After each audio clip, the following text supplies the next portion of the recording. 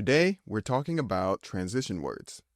Now, these are small but powerful words that help your writing flow smoothly. When you tell a story, you want your reader to follow the sequence of events without getting lost or confused. Transition words act like road signs.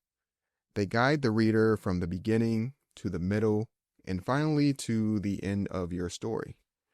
There are many categories of transition words, but for this video, we'll break transition words into three simple parts: beginning transitions, middle transitions, and ending transitions.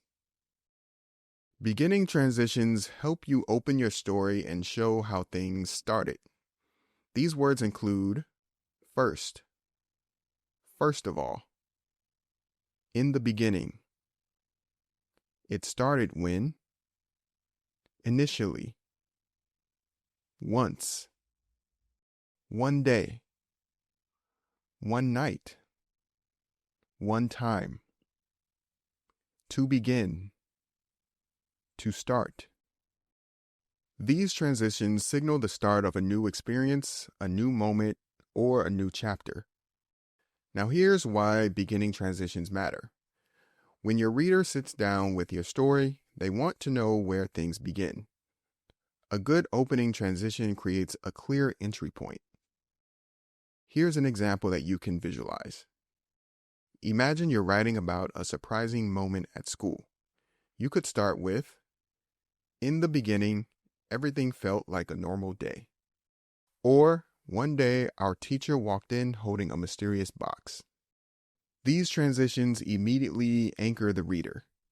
They say this is where the story starts, so pay attention. Beginning transitions are especially helpful if you struggle with starting your writing. Think of them as the launch button for your story. Now let's move on to the middle transitions. These are the words that keep your story moving forward. These include after that, also, as soon as, before long, meantime, later, second, soon, suddenly, furthermore, then, and next. Middle transitions help you show what happened after the beginning, and they help your reader understand the order and timing of events. Middle transitions usually answer questions like, what happened next? When did it happen? Did something change? Is this adding more information? Here's another example you can visualize. The scenario is kids are playing in the backyard. For our first example, we can say, we heard rustling in the bushes. Then a rabbit hopped out. Or, the sky started getting cloudy. Suddenly, the wind picked up. Or, we chased the ball toward the fence. As soon as we reached it, the ball rolled under. These words are simple, but they clearly guide the reader through each step. Middle transitions are the engine of your story, and they keep everything moving to help your writing feel connected instead of choppy.